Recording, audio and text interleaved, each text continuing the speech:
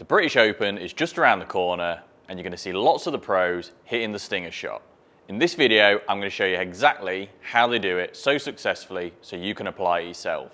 Now, the stinger shot became famous from Tiger Woods, hitting that low bullet to get it out of the wind, to get more roll on the ball and to take spin off the shot.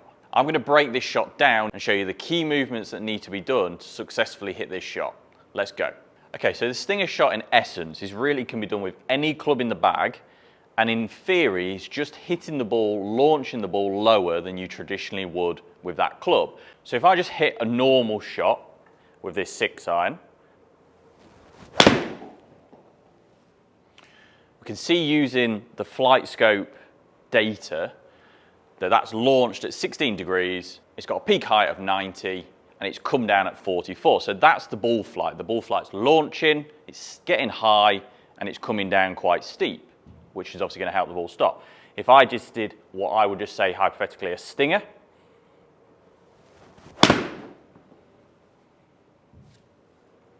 straight away my launch is lower, down at near 15, height is only 71, and it's coming down at a lower trajectory. So that's that's just the difference between a stinger or more of a punch type shot and a full shot. So let's break it down on how we can play that effectively. Okay, so the first thing we need to do naturally to launch it lower, we need less loft on the club. So when obviously we get a full release, we're keeping loft on the club. We need to almost take loft off. That's going to obviously bring the ball down on launch. So the simplest and most effective way to do this is ball position.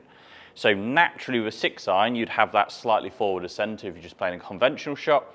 For the purpose of this shot, we'd want to go middle, if not slightly back, depending on how low you want to launch it. So I'm going to go one ball back of centre. Secondly, I'm going to grip down on the club ever so slightly because that's just going to help feel more control, and in theory, it will almost stiffen the shaft, which will lower that launch again.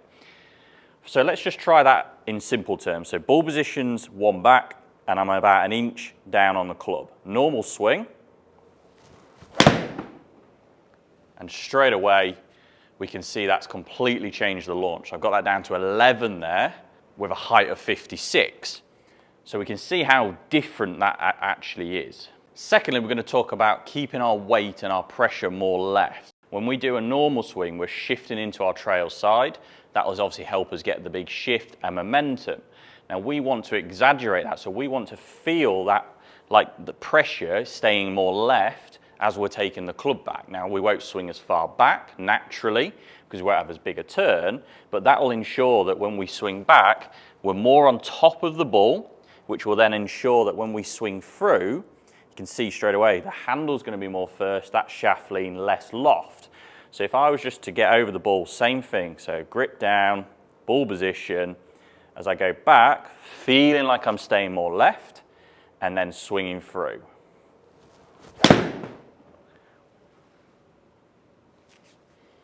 So again, it brought the launch down to 10, so even more lower launch. So we're really starting to get that stinger and that compression.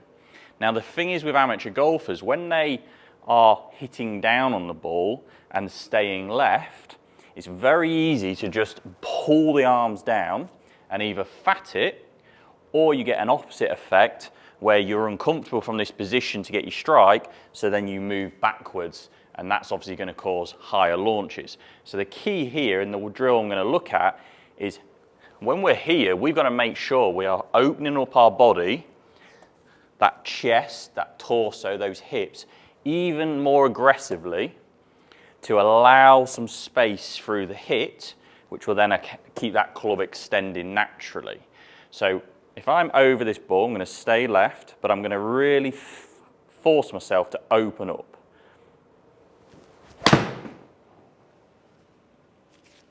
So now we're starting to get that launch down to 9. So this is becoming a real stinger.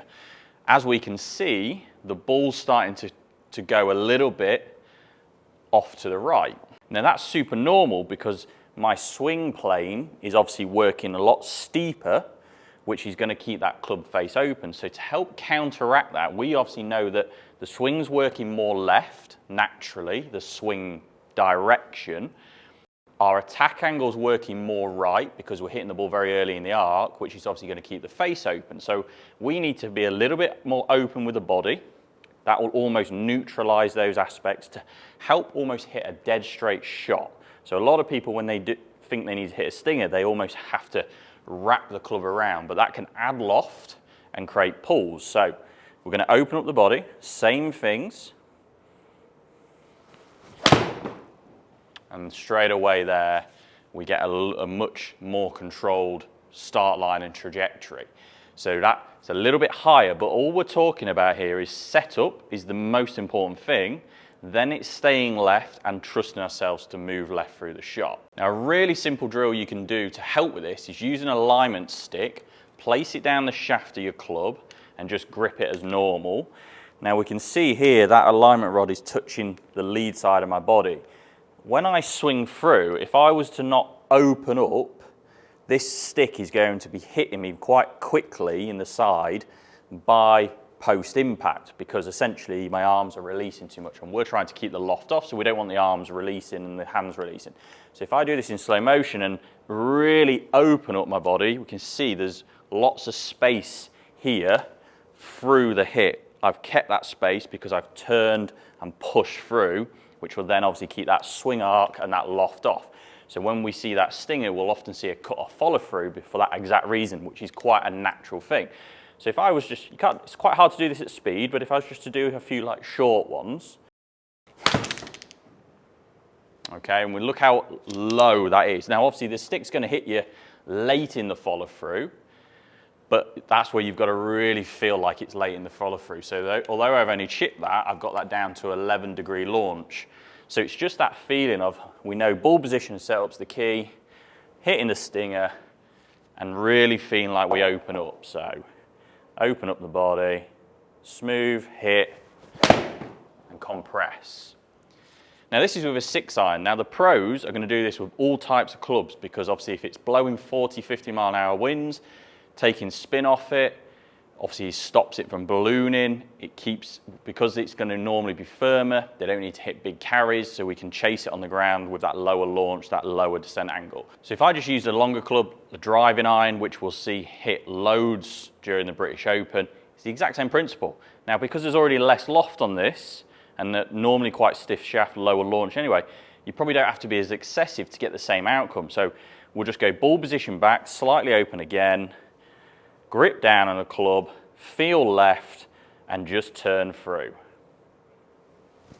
You can see there, that's a really low launching, 8.5-degree launch, stinger that is just still getting plenty of flight, still getting plenty of carry, but is running out and chasing down the fairway. Give this approach a try to get that lower launch in. This can be done even when it's not windy, because it's a type of shot. It's all about that setup. Let me know how you get on in the comments below.